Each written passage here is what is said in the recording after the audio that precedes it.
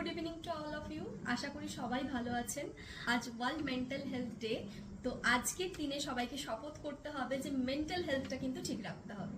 আমাদের physical health ঠিক রাখতে গেলে কিন্তু আমাদের সবার আগে যেটা মেন করতে হবে সেটা হচ্ছে মেন্টাল হেলথটাকে খুব ভালো করে রাখা। মেন্টাল হেলথটা যখনই আপনারা খুব ভালো রাখবেন তখনই কিন্তু আপনাদের ফিজিক্যাল হেলথ অটোমেটিকলি ভাবে ভালো থাকবে। এই মেন্টাল হেলথটা ডিটোরিয়েশন হওয়ার ফলে আমাদের এখন যে সোসাইটিতে মেন্টাল যে প্রবলেম হচ্ছে বা আমরা এত স্ট্রেস নিচ্ছি, এত মেন্টাল প্রবলেম হচ্ছে, এত কাজের স্ট্রেস, এত প্রেশার, মেন্টাল হেলথের প্রবলেম হয়ে যাচ্ছে। সেই জন্য মেন্টাল হেলথটা ঠিক রাখার জন্য যে প্রিকশনগুলো আমাদেরকে নিতে হবে, ডেইলি লাইফ রুটিনটা আমাদেরকে ঠিকঠাক মেনটেন করতে হবে।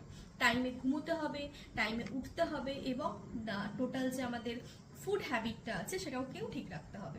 অর্থাৎ ব্রেকফাস্ট, লাঞ্চ, ডিনার, টিফিন এগুলো কিন্তু ঠিকঠাক টাইমে করতে হবে।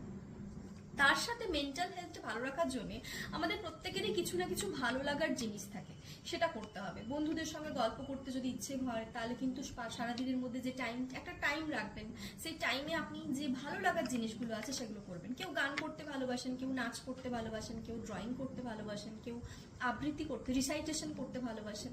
যে যেটা করতে ভালোবাসেন সেটা দিনের মধ্যে একটা টাইম রাখবেন, সেটা হচ্ছে টাইমটা কিন্তু সেই ভালো লাগার কাজে দেবেন। এবং তার সঙ্গে যদি কেউ বন্ধুর সঙ্গে আড্ডা দিতে ভালোবাসেন বা গল্প করতে ভালোবাসেন, সেটাও দিনের মধ্যে কাজের ফাঁকে একটু টাইম রাখবেন যাতে আপনি সেই কথাগুলো তাকে বলতে পারেন বা এবং তার সঙ্গে কিন্তু অবশ্যই হেলথটা ঠিক রাখার বা মেন্টাল হেলথটা ঠিক রাখার জন্য যেটা সব থেকে জরুরি সেটা হচ্ছে মর্নিংয়ে উঠে একটুখানি ইয়োগা বা প্রাণায়াম করবেন আর মেডিটেশন করবেন।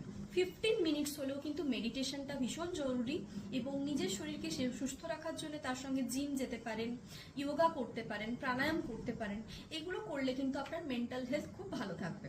এবং মেন্টাল হেলথ ভালো রাখলে কিন্তু আপনি আপনার ফ্যামিলিকে ভালো রাখতে পারবেন, ফ্রেন্ডসদের সঙ্গে ভালো রাখতে পারবেন, নিজে যেখানে কাজ করেন সেখানে অফিস কলিগদের সঙ্গে ভালো একটা রিলেশন টার্ম তৈরি করতে পারবেন। তো সেই জন্য অবশ্যই আমাদের মেন্টাল হেলথটা কিন্তু খুবই জরুরি। আপনি নিজে ভালো থাকলে তাহলেই কিন্তু আপনি আপনার পারিপার্শ্বিক সবাইকে ভালো রাখতে পারবেন, এটা সবসময় মনে রাখবেন। আর এই মেন্টাল হেলথ খারাপ হওয়ার জন্য কিন্তু আমাদের কোমরবিড ডিসঅর্ডার্সগুলো, হাইপার টেনশন, ডায়াবেটিস, এই সমস্ত ডিজিজগুলো কিন্তু দিন দিন বেড়ে যাচ্ছে, ডিপ্রেশন, স্ট্রেস লেভেল।